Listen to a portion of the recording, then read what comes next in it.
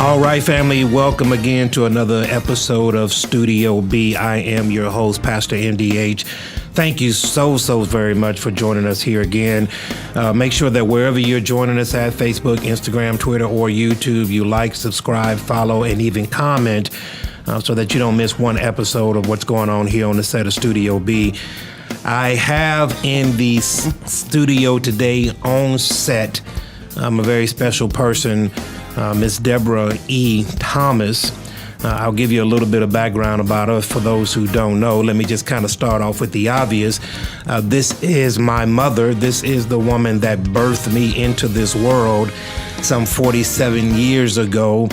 And we've been having some conversations over the last few weeks, and I thought it would be very powerful for her to come on to the set of Studio B and share some of the experiences in life that God has allowed her to go through.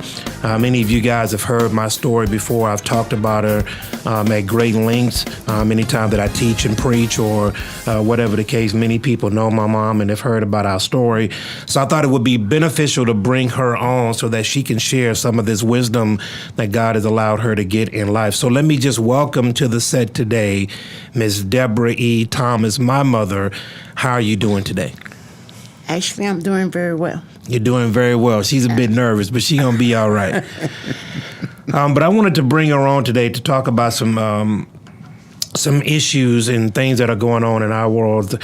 As you guys have heard me say on many of occasions, this is by far the strongest woman that I've ever known because I've seen her go through so many different things as a child growing up as a single parent and doing the absolute best that she could in order to make sure that I didn't miss anything in life. I can remember very vividly, 1-2 jobs of making sure that whatever my heart desired, she would do her best in order to get what I needed, and even more than just what I needed, what I wanted. So I have great admiration and respect for this woman, more than I could possibly even communicate. This woman has been an absolute pillar in my life for the last 47 years.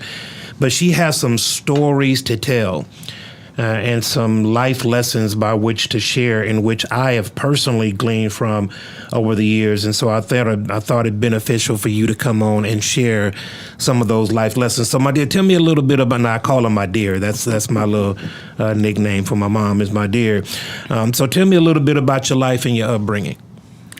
Well, actually, I was raised with 8 children. My mother and my father. When my parents separated, I think I was 11. But I had a real great foundation for life. My parents, my grandparents. I was raised in church. We always went to church. But, in my house was a lot of love. My mama always taught us that the world could be against us, but our family was with us, and we don't choose our family. We have to just accept who they are. So what was life like growing up with 8 other siblings? Because that's my grandmother.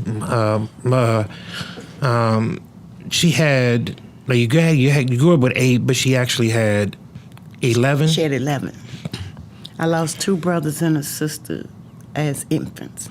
So you lost 2 brothers and a sister as an infant. So you grew up with 8, and you were the second oldest of the 8. No. I'm the 4th. You're the 4th oldest. I'm sorry, yeah. Because Charles is the oldest. Well, technically, my sister Mary was older than Charles. He's the oldest living. The oldest living. And so what did life look like kind of coming up in the day with sharing the house with 8 other people? When I grew up, we had a 2-bedroom house where we slept cross-ways in the bed. It was 4 kids, pretty much in each bed. My parents had a room. All the kids shared a room. But we also had my grandmother who lived with us. So my grandmother, we made like the den. I guess it was her room. And in night, she slept. In the daytime, that's where we played at. So your grandmother, that would be Big Mama? No, we call her Mama. Mom. She died in 1964. So you had your mom, your dad, your big mother, and 8 people living in a 2-bedroom house. Yes. And so kind of growing up, and what were some of the challenges that were presented in an environment like that? Well, see, I don't think we had challenges because I always thought we had money. I didn't know we were poor. My dad had a truck. He had a car. We had a nice house. We ate.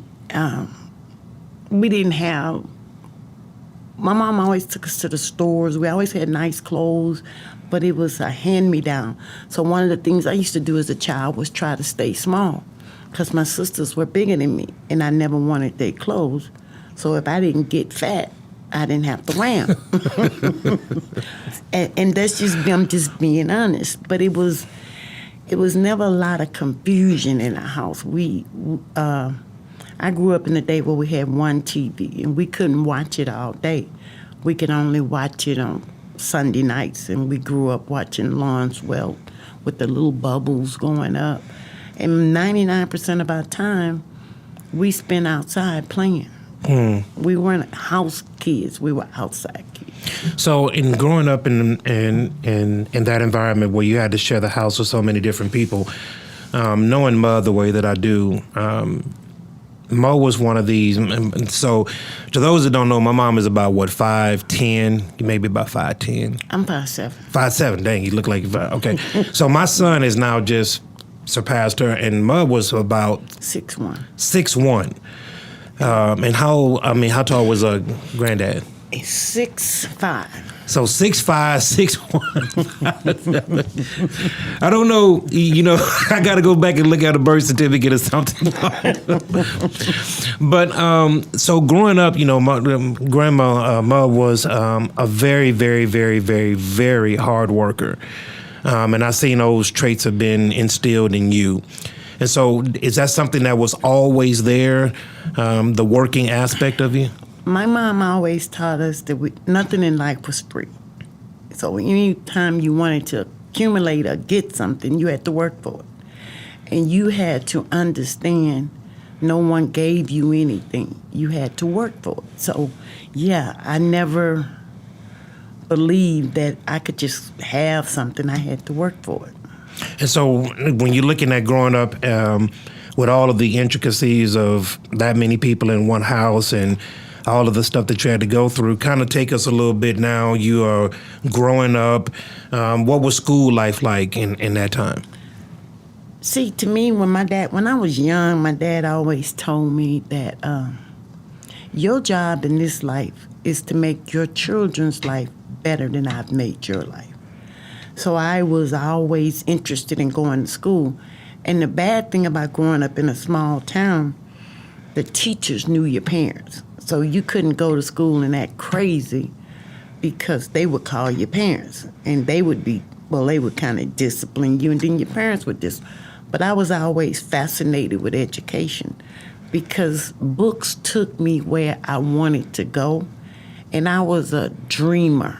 I remember when I was probably about 9, my brother and I made a sailboat. We were going to sail away. And I was just following some of the dreams and stories I would read. So I was always a learner. I wanted to learn. I wanted to and I understood, especially when we came to Houston in '68, because when I first started school, I went through desegregation. I know what it was like to be forced to leave a school that you were very comfortable and had to venture to a school where you were unwanted. So I had to learn to go through the school with my hands over my head to keep from being hit by shovels, rocks, dogs being sicked on you. So that was different and that was hard. And then when I came to Houston, because I'm originally from Arkansas, I remember the colored signs and whites only and this and that, and I just couldn't wrap my head around why we couldn't belong. So I would read about it, and education was always important to me. So Arkansas, so how do we get to Sharino? My father is from Sharino. My grandmother was from Arkansas. So I guess in the transition, they left East Texas and went to Arkansas. So I spent probably the first 6, 7 years of my life in Arkansas. Then we came back to Nacogdoches, which is in East Texas, when my father's parents failed and they helped. He came back to, I guess, help with his family. Now, Granddad was in the Army, right? Is that right? He was in the Army. And so you came down to Houston in 68? Yes. Permanently? Permanently. Okay.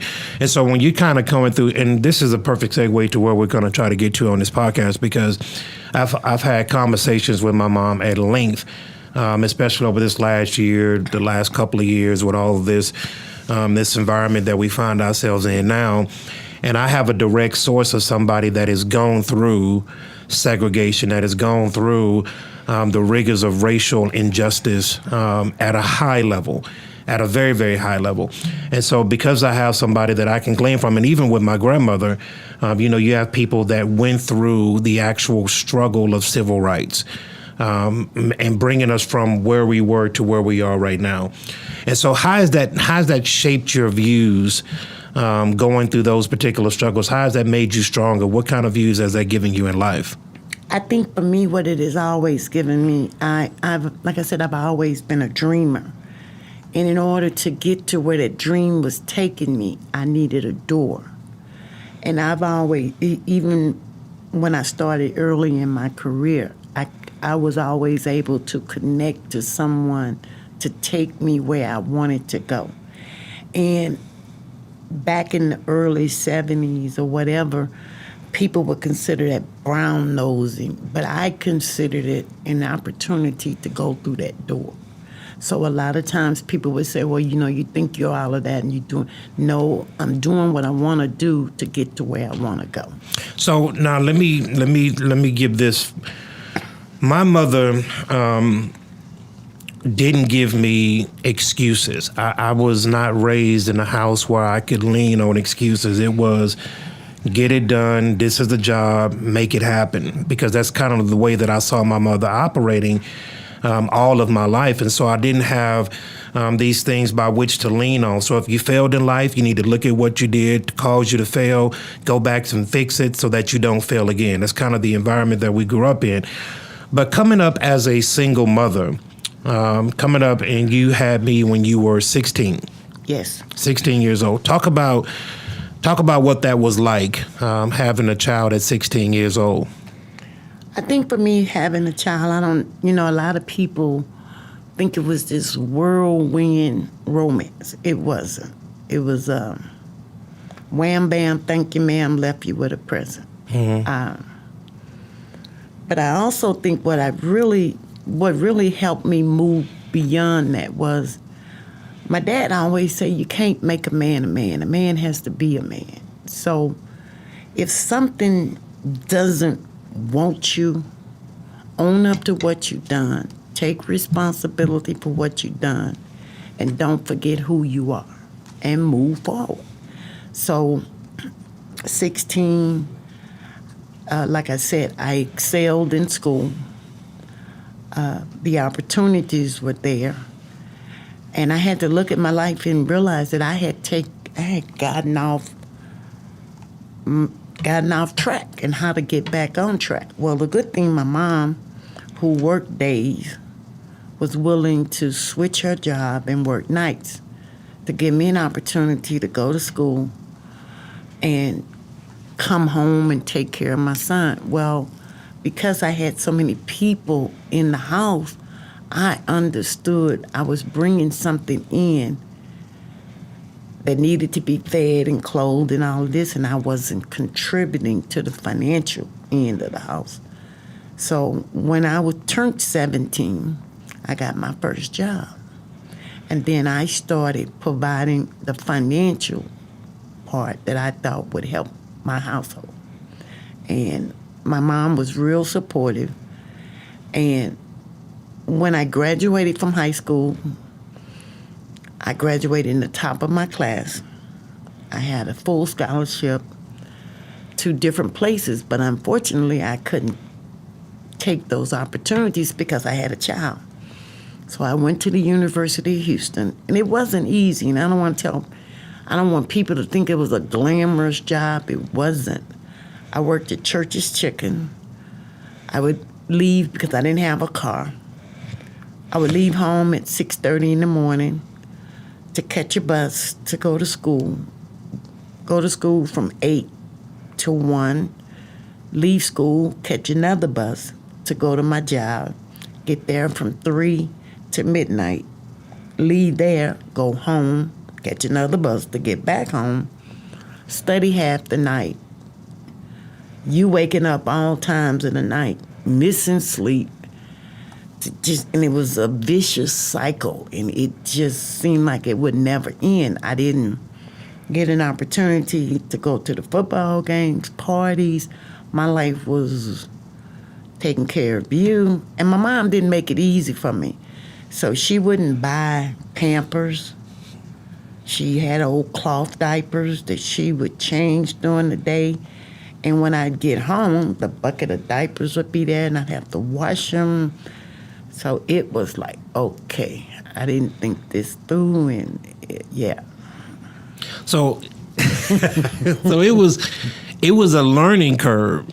I mean, at 16, 17 years old, having to navigate through all those, adult decisions.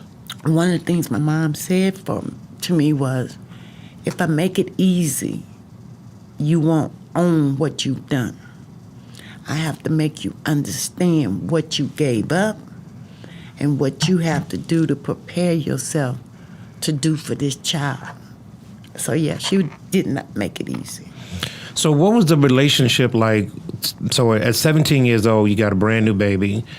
Yeah, you're in school, you got a job, you got all these different responsibilities as a 17-year-old, so you can't enjoy life like a typical 17-year-old. So you're forced to kind of grow up very, very quickly.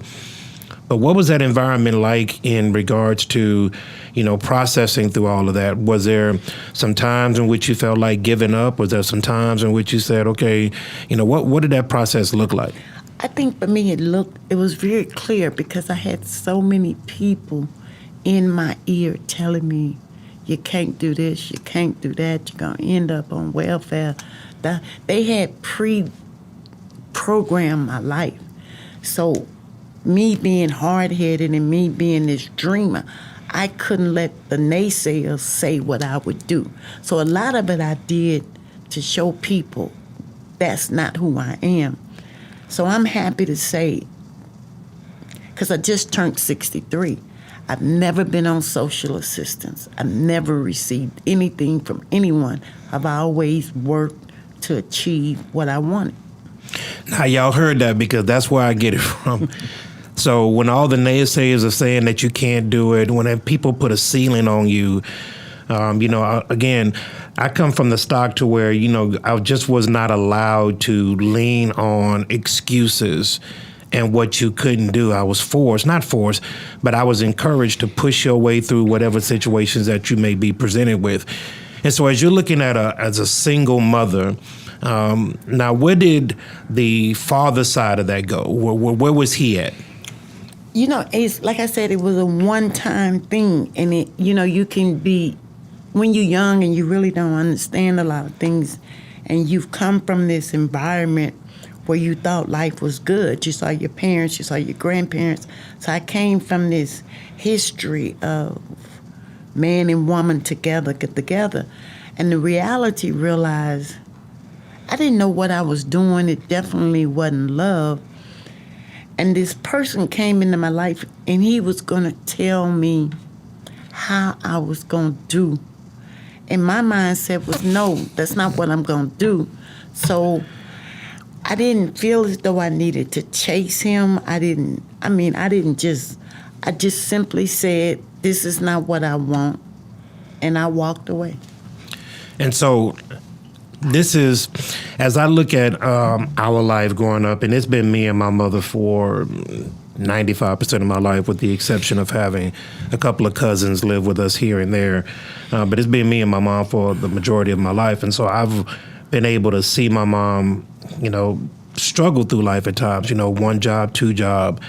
I specifically remember in ninth grade in high school, we were living off of 529, and I came home and you were in the bedroom and you had said that you had lost your job.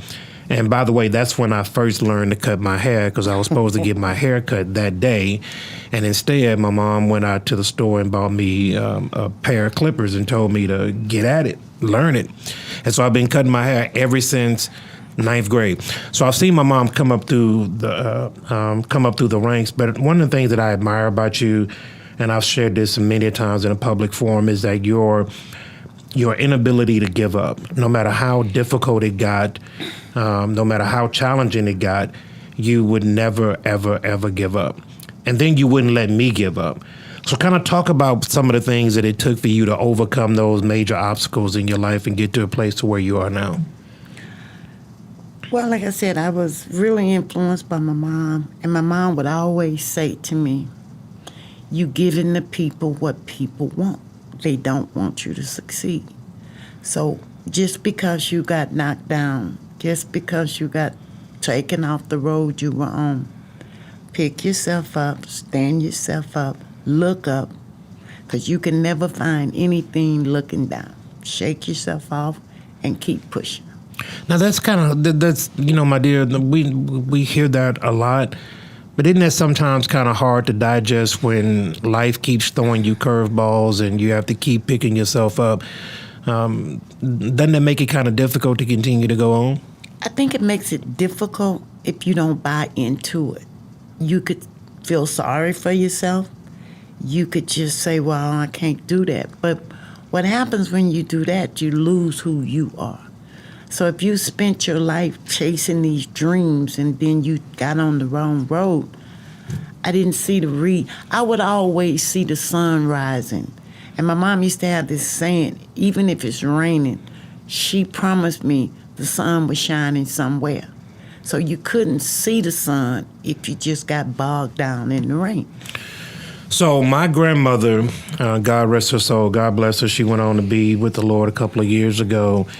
In 2018, right after my brother passed and my uncle passed, right? So about like 3 to 5 months, we had a series of about 3 deaths, right, one right after another. And God took her home to be with him.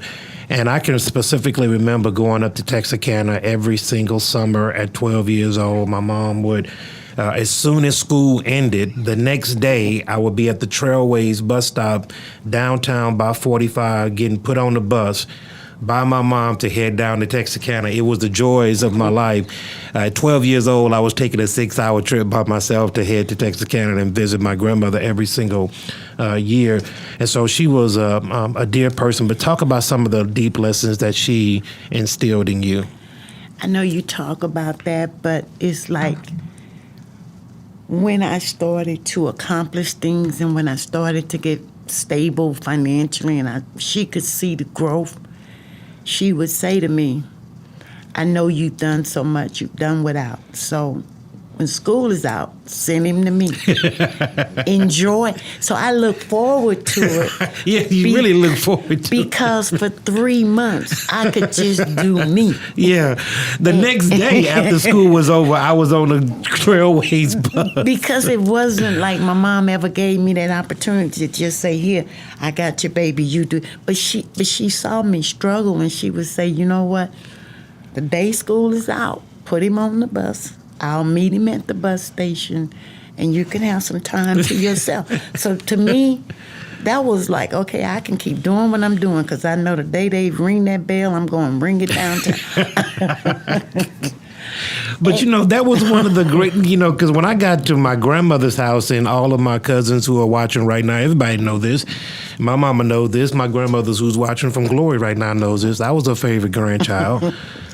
So I absolutely enjoyed those times of going down to Texarkana for 3 months and being with my grandmother. She let me literally do what I wanted to do. She took me to work with her. I used to bus tables at the restaurant that she used to waitress at. So we had a lot of bonding moments with my grandmother, and God bless her. I miss her dearly even to this day. But she was one of those ones that worked very, very hard. And so I can't exercise enough. Like when I came up, my mom gave me everything that I could possibly want, but she didn't give me the off-the-hook option. And so you got to get this thing done. Okay, life done threw you a curveball. You didn't expect that. Now, what you going to do, decide what you're going to do and move on with it. So how has that benefited you as a 63-year-old woman right now? Are you still drawing from some of those life lessons even today? One of the things I understand, and people need to understand, when you can own the mistakes, not blame other people for what you did, when you can look in the mirror and be comfortable with the person that looks back at you, knowing that a lot of things were thrown my way, I struggled, I staggered, but I never gave up.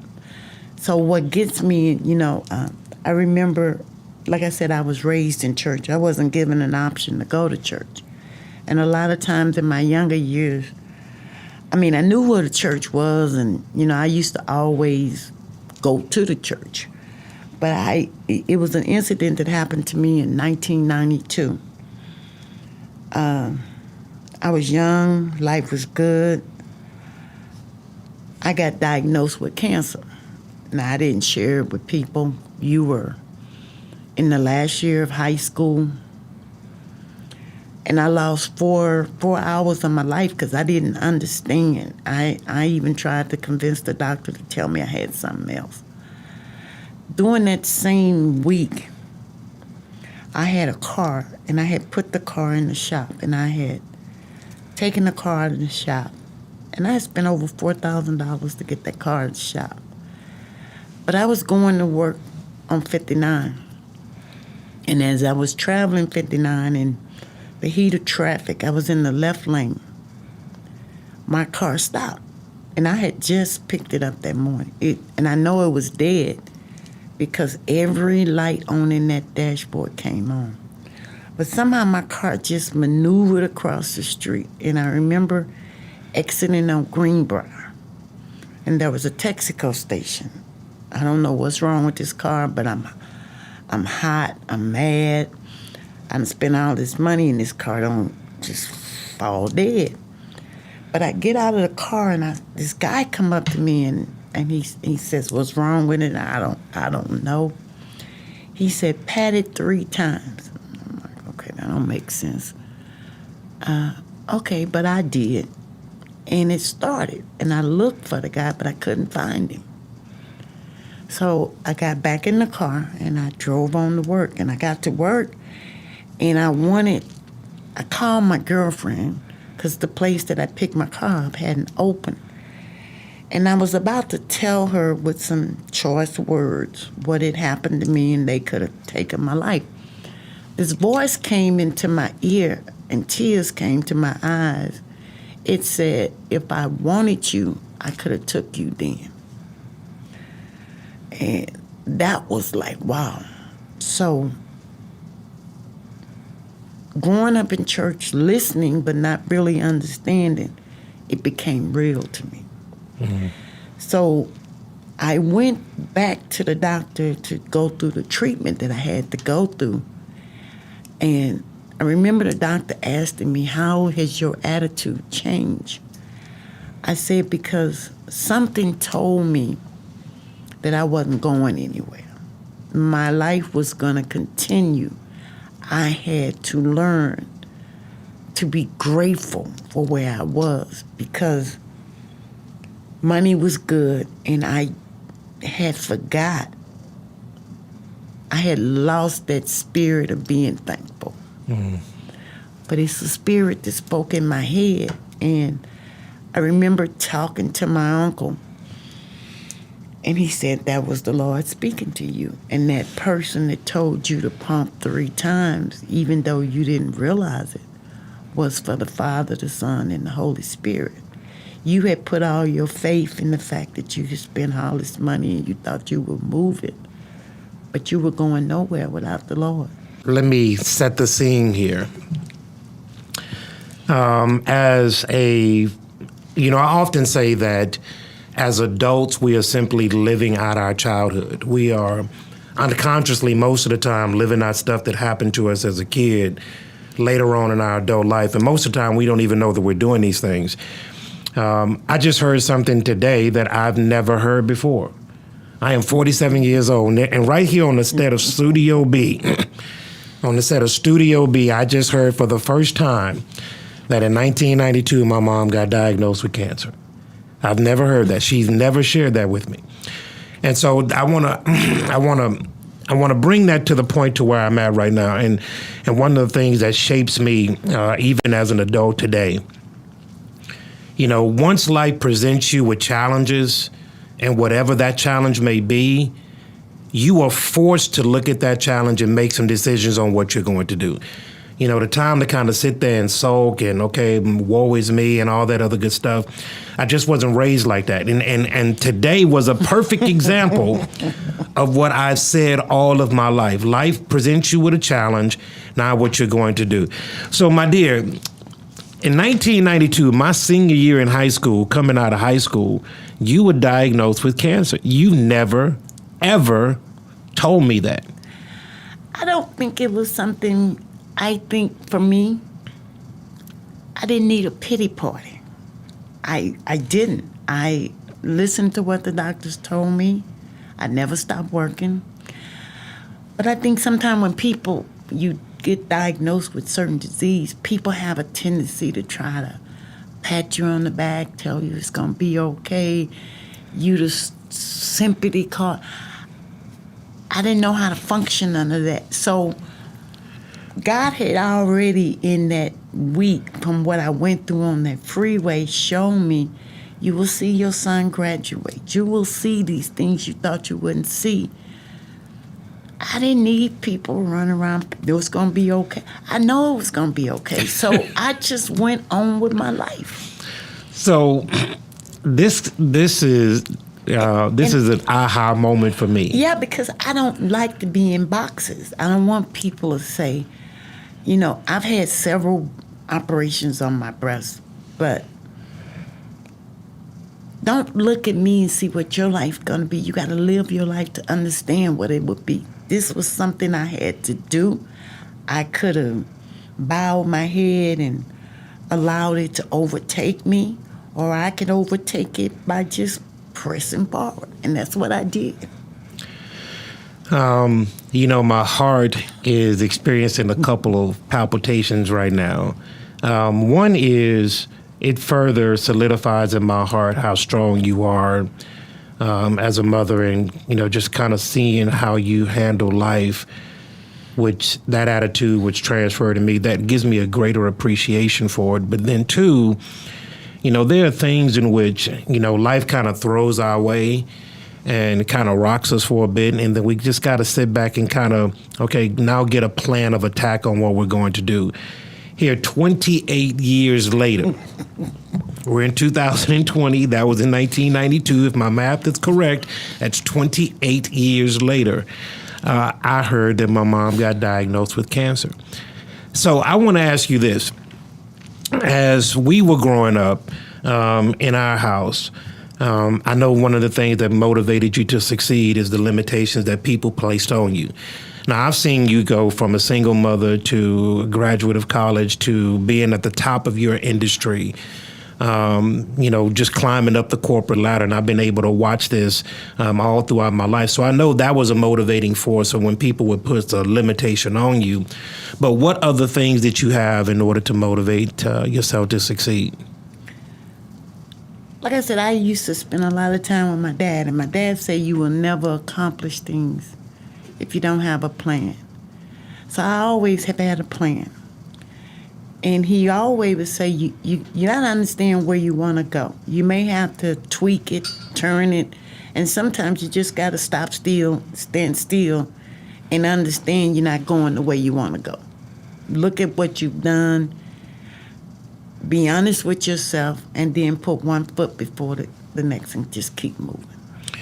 Now, let me tell you about an incident, and my mom will remember this. We was on North Glen, and I came home right off the football practice, and I had missed varsity that year. And I came home pretty upset and yada, yada, yada. My mom, my mom didn't give me a shoulder to cry on. She didn't say it's gonna be all right. None of that other good stuff. I didn't get that pep talk. Everybody, here's what she said: what can you do to get better? And it was one of these kind of things where I'm at the low. Okay, I was really planning on making varsity that year, didn't make it. And then she tell me just simply, what are you going to do now? And it was 30 years later, 31 years later, because that was when I was a sophomore, I can still remember that conversation down the hallway of our house. I can still vividly remember I'm going into my room, you're coming out of your room, and we're crossing each other in the hallway of the house. I specifically remember those words about what are you going to do now? And it's even in those moments that I glean from now and I say, okay, how do I enhance my life with the problems that I'm going through? Now, let me just say this. That's why, everybody, I look at life differently. I look at life through a different lens. Yes, there are challenges. Yes, there's stuff we got to do. Yes, there's problems in the world. But the person that is most responsible for where you are is the person looking back at you in the mirror. That's a lesson that I could not get away from early on in life. She just would not allow me to blame anybody or anything for where I was. And I greatly appreciate that. Well, one of the things you have to understand, when you don't own responsibility and look at yourself to be accountable for what you've done, your whole life is based on what somebody tell you are, because you look for them to pick you up. You look for them to keep you up. So you always up and you never fall down. You can't just go floating in the skies. You got to look and say, whoop, I failed, but how do I get back up? And people can't pick you up.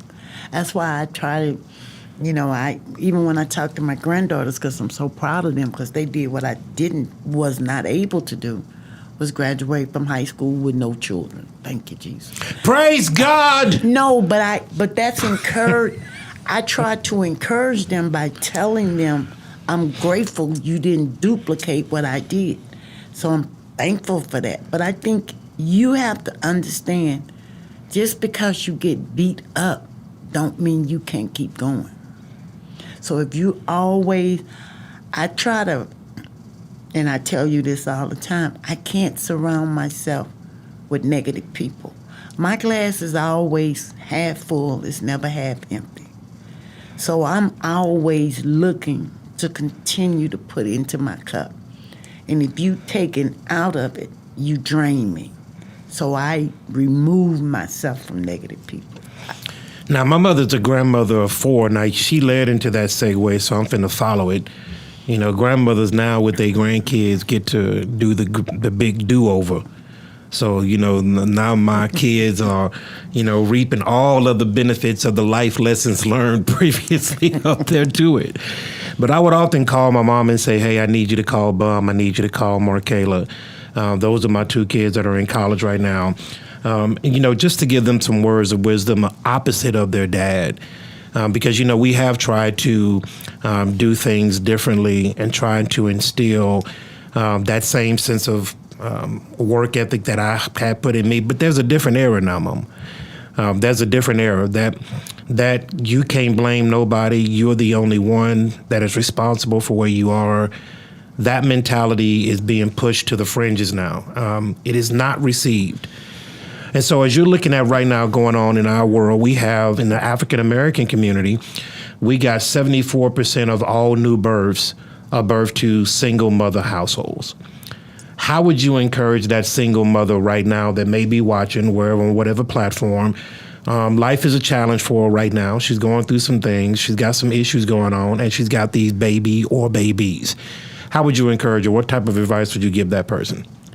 See, my mindset, and it's always been, and I used to talk to some of the young girls that I work with, you have to understand where your mind is. I didn't understand why you were raised in the projects, your grandmother lived in the projects, and your goal was to get an apartment in the projects. All you want to do is be in the project? So what I said to younger girls and even to my granddaughters, how can you continue to bring kids into the world that you're not responsible? If you're not taking care of one, what's going to fall out of the sky and help you take care of two? Now you got three, and you're not even 20 years old. So I tell you where you're going. You're going to where you want to be, and that's the projects. So there's let me see, how can I frame this in a way that can help people? So you had me at 16 years old. Life presented you with a fork in the road. Mm-hmm. And many people are presented with that same fork. And, God loves us so much that he'll never force himself on us and allow us to make our own choices. You chose one direction. There are many different people that chose the other direction. Okay. So what was the motivating force? And I'm trying to project this so that I understand it. Life presents us with challenges and always with particular decisions. And so what was that motivating force that says, I'm going to choose to do better? Or in the same sense, you could have made the other decision to not do better. Because remember, I told you, younger years, my father said my responsibility was to make my children's life better than my life. So my father had gave me a life. My father was educated. He looked at life. He didn't make excuses for life. And I was determined, and I'm grateful to God because God has allowed me to see that. Your life is better than my life, and your children's life, if they continue, will be better than your life. So I'm living what my father instilled into me. And what I'm saying is, how could I have done that if I continued to reproduce children? Because children, and I had to learn at a young age, it wasn't a toy. I couldn't put it in the closet when I was tired of playing with it. And I tell you all the time, I used to call you a germ. And the reason I used to call you a germ was it's like I can't get rid of this germ. The germ. He has to go everywhere I go. So I laugh about it now, but that is the truth. So I can't see how, if you want better for your life and bringing all that baggage with you, it just holds you down. Now, in 2020 has been a year for the ages, and I've said here on this podcast on many different occasions and talking to guests, and even when I've done solo podcasts, that this idea of this victimization of Black America is something that I have greatly pushed back with. I have greatly pushed back on the victimization of Black people and how bad it is in 2020. While I understand and acknowledge that America has some issues and some stuff that we have to get right, the reason why I take the position that I do is because I have somebody that has gone through that struggle firsthand and have seen those issues up close and personal. And while I acknowledge that we still have some issues that we still have to do in 2020, I constantly kick back on this idea that 2020 is like 1950 and the similarities of such. When I look at what's going on in America and how Black America, specifically in our context, we have great potential, tremendous potential. But in that potential being realized is our love for God. Black people, this is no disrespect to any other race, but Black people and God kind of go hand in hand. They are synonymous with one another. How did God help you? I know you touched on it a little bit, but how did God help you to get through those difficult years of your life? I think when you get to, and I always say to people, I was raised in church, and a lot of that was tradition. It was tradition. But after what happened to me in 92, I came to a conclusion that I needed a relationship about this God that I'd heard about, but I knew in my heart I had not surrendered my life to. a lot of things I did was tradition. I was taught to do it, and I didn't argue. But when you understand the power of God and how He empowers you, like I said, when you hear me say all the time, I was a dreamer. I believe God was placing things in my mind, places I could go and things that I could do. But I couldn't get there because I was trying to get there by myself. So I needed to join. And I think since 1992, when I got that relationship with Him, everything just became clear to me. And I think a lot of why we don't succeed is because we too willing. See, the one thing I tell people all the time, I've been black all my life. That's nothing new. So why is being black, why do you keep holding on to that? If you educate yourself, if you change the way you talk to people, if you decide that you want to sit at the boardroom table, you can't be pants down here, tattoos up. You're not welcome at the table. So you have to pull the seat out for you at the table. And in my day, to get to the table, they call it brown nose and da-da-da-da-da. Whatever it took to get to the table. And once I get to the table, I want to be engaged at the table. So if I don't have anything in my mind other than the hood and what's happening on the corner in the club, I won't be at that table. And I can't blame nobody because I'm not at the table. You choose to pull your clothes down. You choose to tat yourself. Those are choices you make. And I've learned in my life, whatever choice you make, always think, what's the worst could happen to me? And if you can deal with the worst, do it. If you can't, stop and think. I don't need to do that. Now, that lesson has been instilled in me. Get to the table. Get to the table. You can't change the paradigm. You can't change the situation if you're not sitting at the table. And Black America has been given tremendous opportunities to get to the table. I thank you because, looking at you over these years and just watching you, you don't know. I mean, you know, because I tell you this all the time, but you have impacted my life in great ways.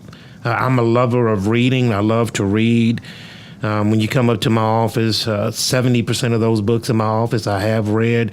I thank God that has been translated down to to my son, your grandson, because he loves to read as well.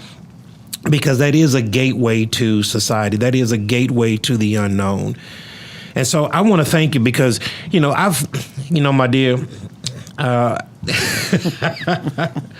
being 47 years old, I told the story goes that it was on my 27th birthday when we were at Razoo's, my 27th birthday, that I found out my dad's first name was Cornell. That was my first time even hearing his name ever. I'm 47 years old. I've never met him a day before in my life. I've talked to him twice. And in those conversations, it did not bring to pass what I was hoping. And so what I've learned to do in 47 years of living is channel that aggression in a very positive way. And the way that I've done that is to ensure that my 4 kids would never have to go through what I've done. But in that, my dear, I think I have overcompensated in some areas of my life. My mom will tell you that I'm very protective of my children, my daughters. So I have overcompensated in trying to make up for that, what I thought was a void. And you did the absolute best job that you could as a single mother raising me up. I never missed a meal. I never went to bed hungry. I never slept outside. You did a tremendous job. And so I want to ask you this question. You being who you are, what is that one piece of advice that you would give, not even to a single mother, not even to a single lady, but just what's that one piece of advice that you would just give to somebody in general about life, how to make it through life? I know you talk a lot about the absence of your father, and you've heard me say, if I couldn't add to it, I refuse to take away.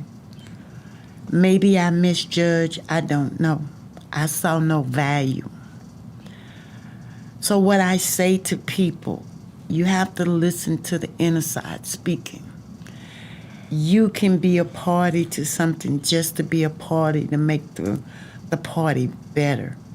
But if you're not complete, you're living in a dream world. And I deal with reality. I don't know whether my decisions were right or wrong, but in my heart, I felt as though they were right. I tried to fill those voids with people that I had come in contact with over the years that I thought could bring value to your life. Not something that I never understood, that I've seen over the years, that never was progressing. It was degressing. So I would just say, thank you, Jesus, and keep on moving. So people have to really look at their life, understand where they are. And I'm a firm believer that you have to have a plan. And your plan may not work initially. Continue to tweak it, but know where you want to go. And don't be afraid to go. Now, I'm going to tell you two things here, studio. I've learned two things today. One, that my mom was diagnosed with cancer in 1992. Two, my mom used to always call me Germ. And now I know why she called me Germ. And now I know. Call me Germ. Because you couldn't get rid of a germ. Okay. All right, praise God for that. But when you said something about what happened to you in 1992, you know, as my wheels are turning, man, God is just an amazing God. When, you know, the Bible talks about that we have entertained angels and we have been unaware. On November the 14th, 2007, I had made a right turn onto Highway 90 on my way somewhere right after church. And right above 90 and Fondren, I had hit the median in my Tahoe, and I had flipped my truck 3 times. My truck flipped over 3 times and was literally hanging off of the edge of the overpass of 90 in Fondren. The interesting thing about that particular accident is that every single Sunday, all of my kids would jump in the truck with me to head home. But on this day, for whatever reason, well, we know the reason, but none of my kids were with me. And so when my truck flipped over those 3 times, my passenger side door, which is where Vinchelle would normally sit, was completely ripped off. And my passenger door was bent in 2. And so where all my kids would have been sitting, those doors were ripped off.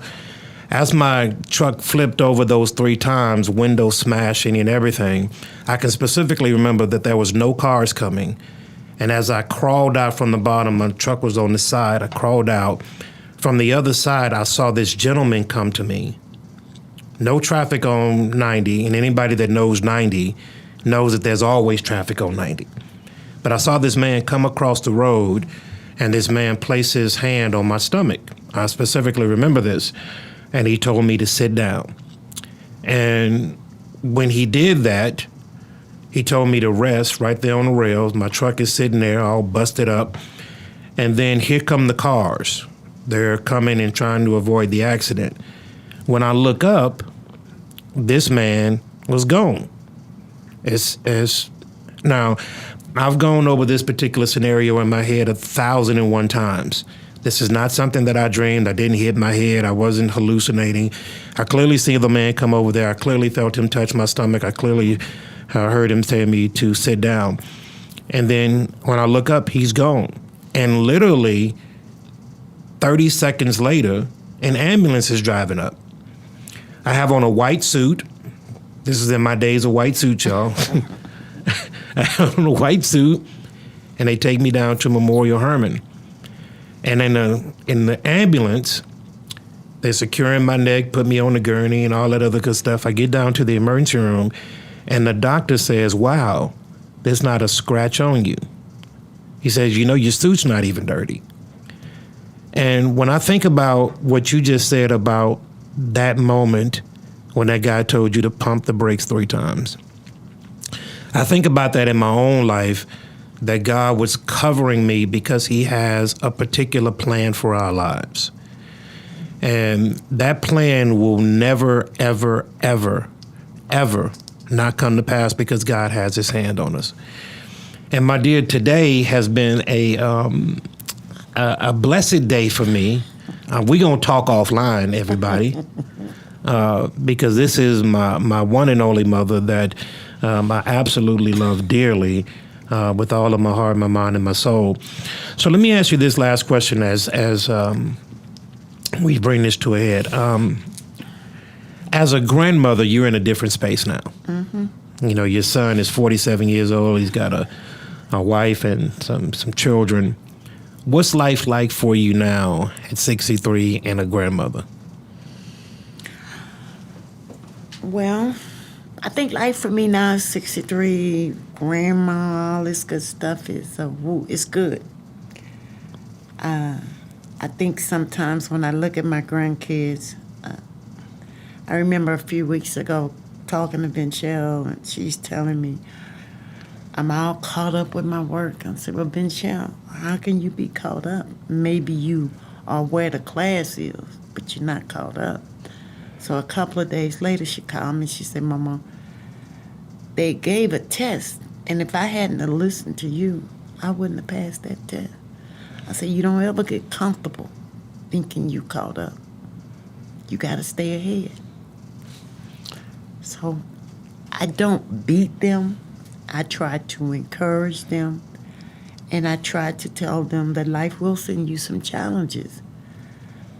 Believe who you are, trust in God, readjust if necessary, but never look down, keep looking up. How much trouble did I cause you? I know people in this arena know you, but I know another you, so I will remain quiet. Well, I've already told about the Target story, so you've been in Sunday school. I've told you about Target. My dear, let me tell you, God is a good God. I thank God for you. I thank God for what God is doing in your life. I thank God for that spirit of tenacity that you've given me and being able to break through barriers. It has greatly benefited me in my own life and my own family. And you are a great cause of the way that I think and process information. So, my dear, my mother, Deborah Elaine Thomas, I want to thank you for coming on the set of Studio B. It has been an absolute blessing. It's been enlightening. It's been enlightening, informative. There will be some off-air discussions here very shortly. But I want to thank you in all seriousness, my dear, because I have, as I said before, I have watched and gleaned the lessons that you've taught. And so I want to give you just a couple of minutes to express whatever's on your heart. Encourage somebody right now that may be watching us. What I would say to anyone, number one, understand who you are. Don't try to always be true to the person in the mirror. Understanding that we all can get off path, but we have to keep looking up. And sometimes even if you have to prop yourself up, you just don't get to the point. And always, if I can say something to everybody, remove negative people from around you. They will drain you. They will never get you where you want to go. You have to surround yourself with positive thinking people, and no matter how bad any situation is, learn to laugh at your mistakes and keep that laughter moving, and you will keep moving. So, Miss Deborah Thomas, thank you so much for joining us here on the set of Studio B. I don't want anybody to ever call me Germ again. I will absolutely abhor that name now because I know what it means. I'm gonna call one of my kids germ now. So God bless you, everybody. Thank you so much for joining us here on the State of Studio B. I want to thank you from the bottom of my heart. This is episode 26. You guys have been walking with us now for a little over 6 months. Thank you for all of those who tune in, all of those who subscribe. But I need you to do me a favor. I need you to go to our YouTube page, and I need you to click subscribe, and then click that bell right there to the right to make sure that you don't miss one episode here at Studio B. Stay informed, stay encouraged. God loves you. We'll see you next week.